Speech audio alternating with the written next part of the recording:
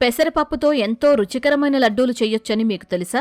చాలా తక్కువ టైంలో టేస్టీగా వీటిని తయారు చేసుకోవచ్చు. తీపి తినాలనిపించినప్పుడు ప్రోటీన్ పుష్కలంగా ఉండే పెసరపప్పుతో చేసే ఈ లడ్డూలు తింటే ఆరోగ్యానికి కూడా మేలు.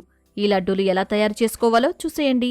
పెసరపప్పు లడ్డూ తయారీకి కావలసిన పదార్థాలు: పెసరపప్పు 1 కప్పు, తురిమిన బెల్లం 1 కప్పు, బాదం పప్పు కొద్దిగా, జీడిపప్పు కొద్దిగా, కిస్మిస్ కొద్దిగా, నెయ్యి 2 టేబుల్ స్పూన్లు, యాలకులు 4.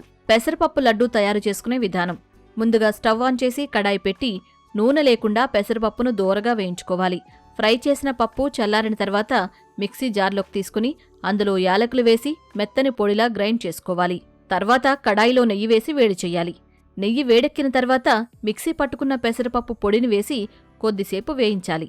నెయ్యిలో పప్పు పొడి చక్కగా వేగిన తర్వాత అందులో బెల్లం తురుము వేసి బాగా కలపాలి. బెల్లం కరిగే వరకు తక్కువ మంటపై ఉంచి వెంటనే స్టవ్ ఆఫ్ చేయాలి. ఈ మిశ్రమం కొద్దిగా చల్లారిన తర్వాత ఓ గిన్నెలోకి తీసుకుని చేత్తో ఉండలు లేకుండా బాగా కలుపుకోవాలి. అవసరమైతే మెత్తటి పొడి కోసం మరోసారి మిక్సీ పట్టుకోవచ్చు.